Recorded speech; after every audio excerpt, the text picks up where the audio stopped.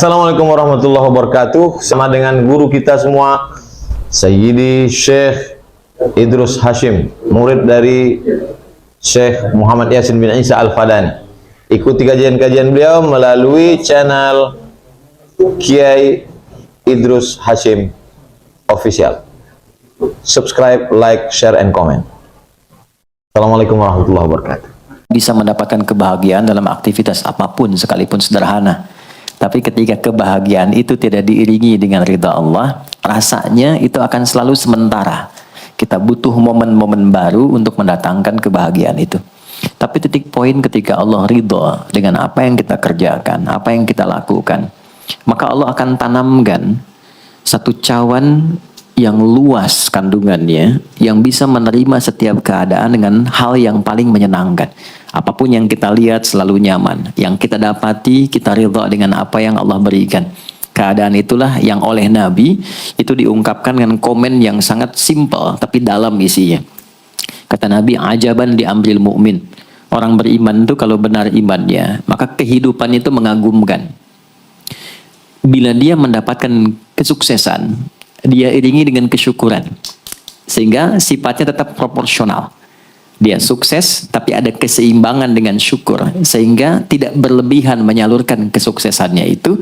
Dan dengan sifat berlebihan itu hanya memberikan beban pada dirinya. Saya pernah sampaikan kan, di kesuksesan itu identik dengan gaya hidup. Rumus gaya di fisika itu kan selalu F1 banding lurus dengan F2. Apa yang didapat itu yang keluar.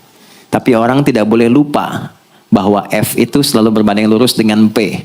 Gaya berbanding lurus dengan tekanan, hukum Pascalnya. Semakin banyak gaya, semakin tertekan hidupnya. Itu bandingan nilai kehidupannya. Nah, jadi gaya itu diperkenankan. Karena itu bagian dari energi. W sama dengan F dikalikan S. Hukum energi kan begitu. Jadi hidup nggak mungkin kalau nggak ada energi. Tapi energi yang terbaik itu akan dihasilkan, membawa kesuksesan kebahagiaan ketika ridha Allah tertanam. Saat dia sukses, dia bersyukur sehingga proporsional. Saat dia merasakan duka pun, dia nyaman karena punya sabar. Nah, sabar itu mahal. Di Jepang ada banjir, itu bisa minta maafnya luar biasa, tak tahan dia bunuh diri. Di kita banjir bisa berenang. Itu gambaran. Cuma kalau nggak seimbang repot juga. Nah, membangun keseimbangan itu butuh konektivitas yang kuat dengan Allah. Konektivitas itulah yang dalam bahasa agama disebut dengan sholat namanya. Ya. Di pertemuan lalu kita sudah mencakup beberapa bagian dari sholat itu. Tapi saya ingin tekankan sedikit untuk menguatkan. Sholat berasal dari kata wasala atau silatun. Dasarnya kata wasala yang berarti terkoneksi dengan kuat, terhubung dengan erat. Kita pernah dengar istilah silaturahmi kan? Ya kan? Kalau kita kumpul, bahasa kerennya saya mau silaturahmi kan? Tapi goalnya tercapai nggak? Ya, silaturahmi itu kan dari kata silah, terhubung dengan erat, rasa sayang dan perhatian. Sehingga parameternya itu bukan saat datang. Kalau datang kita nyapa wajar karena orangnya ada. Tapi kalau berpisah kita masih ingat, masih peduli, masih mendoakan, masih ngontak, itulah silah namanya. Di setiap keadaan kita masih terkoneksi. Keadaan kita yang terhubung dengan Allah. Sehingga di setiap tempat kita diperhatikan, di pekerjaan kita dibimbing, di rumah tangga kita diiringi. Sehingga semua berjalan mudah dan membahagiakan. Yang melatih kita untuk terkoneksi sehingga nggak putus dengan Allah, itulah yang disebut dengan sholat.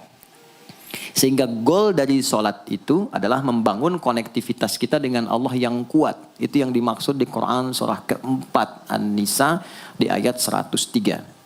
فَإِذَا قَضَيْتُمُ الصَّلَاةَ maka jika anda telah tuntas mengerjakan sholat, فَاذْكُرُوا اللَّهَ. Ukuran keberhasilan sholat anda itu ketika anda merasakan konektivitas dengan Allah mulai nyambung. Qiyaman, jalannya ingat Allah. Sehingga kalau orang jalan, bekerja di apapun, saat dia ingat Allah, dia bisa memfungsikan tubuhnya sehingga tidak mengerjakan apa yang Allah tidak sukai. Gak akan mungkin anda melihat sesuatu yang tidak Allah senangi dalam keadaan yang sama anda ingat Allah. Gak akan mungkin melangkah pada tempat yang salah saat ingat Allah. Dan itu tidak mudah, karena banyak orang keluar masjid pun setelah selesai sholat, masih tertukar sendal. Padahal kalau dia ingat Allah, nggak mungkin itu terjadi. Itu pelajaran dasarnya. Wa qu'udan wa ala junubikum. Baik itu duduk bahkan sampai berbaring. Ada koneksi. Nah jadi singkatnya, sholat itu semua gerakannya, semua bacaannya, dari mulai kita bertakbir sampai kita salam, bacaan yang mengiringi, itu bukan sekedar gerakan hampa makna, formalitas kita bergerak dan berakhir, bukan sekedar membaca bacaan yang tidak ada isinya, tapi semua bimbingan bagaimana kita diajarkan langsung oleh Rasulullah bisa mengoneksikan lewat gerakan dan bacaan itu tersambung kepada Allah, sehingga feedbacknya semua apa yang kita bacakan dijawab oleh Allah. Semua gerakan yang kita lakukan ini hakikatnya bimbingan tentang inti kehidupan kita. Jadi di sholat itu ada bacaan, ada gerakan, ada hikmah, ada maknanya semua. Jadi bukan kita takbir begini hampa saja. Tidak. Kenapa mesti begini? Kenapa tangan yang kanan menutup yang kiri? Kenapa bacaannya setelah itu ada iftitah, ada al-fatihah? Itu ada maknanya. Dan dahsyatnya semua profesi-profesi sahabat dan generasi setelahnya yang belajar dengan benar tentang sholat ini, itu semua merubah hidupnya jadi lebih sukses dari apapun yang mereka pilih dalam menjalani hidup. Dan yang paling hebat, itu yang menjadikan Nabi mendapat perintah pertama bukan zakat, bukan haji, bukan umrah, bukan puasa, tapi sholat. Dan perintahnya khusus, spesial, disampaikan dalam peristiwa Isra Mi'raj untuk memberikan pesan begitu tingginya nilai sholat ini untuk kehidupan manusia.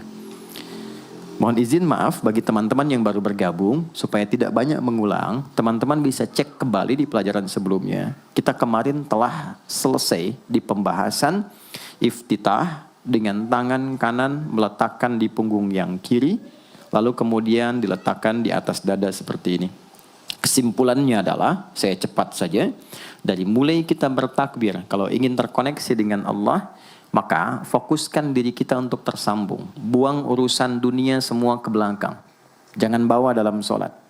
Kalau ingin kita tersambung dengan Allah, tepikan yang lain, hadapkan diri kita, pasrahkan. Hanya Allah yang tinggi, yang agung, yang istimewa. Kalimat agung, tinggi, istimewa, itu disebut dengan akbar. Maka kita ucapkan Allahu Akbar. Kita buang semua urusan dunia ke belakang, pasrahkan diri kita, hadirkan sekarang hanya Allah yang agung saja. Itu poinnya. Kenapa problemnya tidak sedikit orang sholat itu sulit menemukan kekhusyuan? Karena dia bertakbir masih membawa dunia. Dia tidak sholat dengan memahami gerakan takbirnya. Dia jadikan sebagai formalitas. Apakah benar? Secara fikih benar. Gugur kewajiban, dapat pahala sesuai keikhlasan, tapi value dari sholat yang mahal itu nggak dapat. Itu poinnya. Buang semua urusan dunia, kemudian tambatkan diri kita hanya kepada Allah. Dan uniknya kata Nabi, di fase itulah setan mulai bertugas yang mengganggu kita, supaya kita tidak fokus untuk memahami dan melakukan apa yang kita baca dan kita gerakan. Ada setan khusus menggoda orang sholat, namanya khanzab. Nanti ada 9 jenis setan yang detil tugasnya itu berada di sekitaran kita. Mungkin satu kali Mas Baim kita belajar tentang fikih setan. Belum pernah ada kan ya? Anda kalau kesini cuma tahu jalan yang lurus, nggak tahu macetnya, nggak tahu lubangnya, sulit menghindarinya. Kebanyakan orang belajar tentang malaikat, tapi nggak belajar setannya.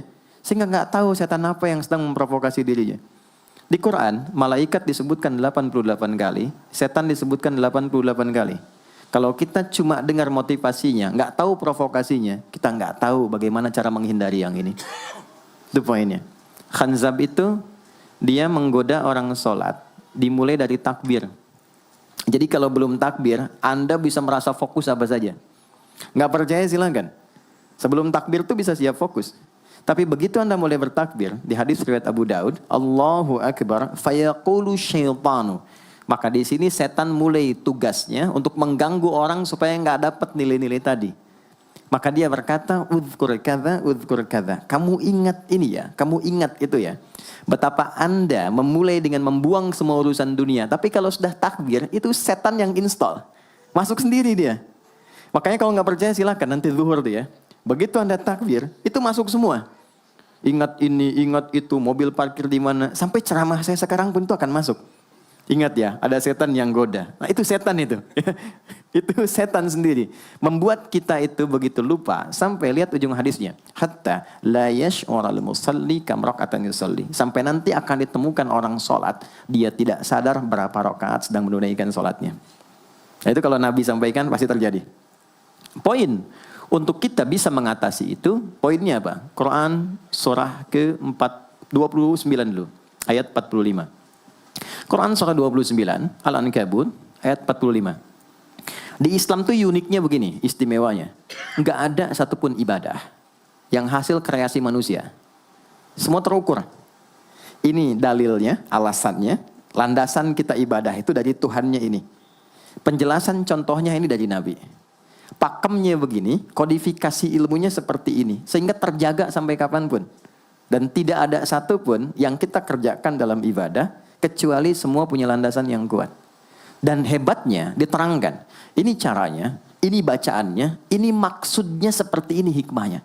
Kenapa Anda begini? Kenapa begitu? Hasilnya apa?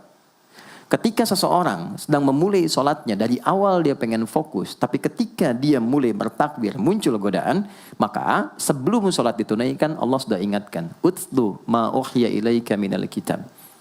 Utlu itu dari kata tilawah. Artinya baca, pahami, amalkan apa yang telah dipahami itu. Jadi sejatinya sebelum sholat, kata Allah kalau ingin menikmati sholatnya, ingin tahu value dari sholat dan dihasilkan seperti orang dulu meraihnya, maka jangan kita terfokus untuk formalitas saja. Yang penting benar bacaan, takbir sampai salam terjaga. Betul, sekali lagi, itu menggugurkan kewajiban. Formulasinya selesai, secara fikih tuntas. Tapi hikmah sholat yang tadi itu kita nggak dapat. Maka yang terjadi apa? Baca dulu. Tilawah, utlu, baca. Pelajari dulu. Sebelum sholat. Kemudian pahami. Kenapa takbirnya begini? Kita kemarin sudah belajar. Kenapa tangan kanan menutup yang kiri? Apa maksudnya sampai kita diperintahkan sholat? Bagaimana kemudian saat kita baca Al-Fatihah? Kenapa yang dibaca itu? Apa yang jadi bimbingan dari Al-Fatihah untuk kehidupan kita? Kalau sholatnya seperti itu akan merubah hidup kita. Itu langsung Allah sampaikan demikian. Lalu kerjakan, wa aqimis shalah, tunaikan sholat seperti aku tadi isyaratkan, kata Allah. Inna sholata tanha 'anil fahsya wal munkar. Maka jika engkau menunaikannya seperti itu, sholat akan merubah hidupmu. Itu kata Allah tuh. Minimal mendorong kita berbuat jadi lebih baik. Jadi bukan sekedar menjadikan kita pribadi baik, tapi semua yang kita kerjakan menjadi lebih baik. Itu sholat. Itu yang bisa merubah seorang Jundub bin Junadah yang dikenal dengan Abu Dzar Al-Ghifari. Ini teman-teman, kenapa Ghifar itu viral? Ghifar itu adalah desa pembegal. Jadi semua sekampung begal semua. Sekampung. Pimpinannya namanya Jundub bin Junadah. Jundub bin Junadah. Singkatnya masuk Islam. Saat masuk Islam, secara singkat saja, Nabi arahkan, diajarin sholat. Betapa sholat merubah hidup beliau, jadi lebih baik. Kembali ke kampungnya, mengajarkan, singkatnya apa? Madinah heboh dengan kedatangan tapak kaki, yang ternyata itu orang-orang Ghifar. Sekampung kurang lebih masuk Islam, dan berubah jadi orang baik semua. Merubah hidup mereka. Jundub orang sukses, setelah itu jadi ustadz. Ini mungkin yang menginspirasi judul preman jadi ustadz. Ini tadinya pembegal semua. Sekampung sukses, jadi orang baik, aktivitasnya berubah, lebih berkualitas. Untuk memberikan inspirasi ke generasi masa depan, bahwa kami dulu pernah begini, dengan sholat kami berubah, kesuksesan kami raih, maka diviralkanlah nama daerahnya. Tambahkan al di depannya, ujungnya tutup dengan i. Maka dilekatkan nama bekennya, kunyah namanya Abu Dzar. Abu Dzar Al-Ghifari. Al-Ghifari itu untuk memberikan kesan begini. Saya ini dari Ghifar. Itu kampung jelek, desa tempat pembegal, tapi Islam merubah. Saya menjadi lebih baik. Sholat mengarahkan saya punya kualitas hidup yang lebih baik. Itu poinnya.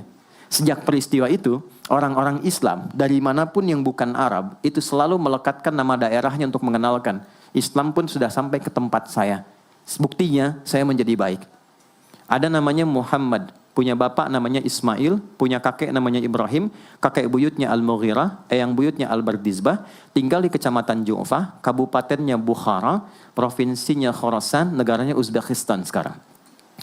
Maka karena dari Bukhara, dia kenalkan diri, datang ke daerah Arab, saya dari Bukhara. Rumus yang sama, tambahkan al di depannya, ujungnya i.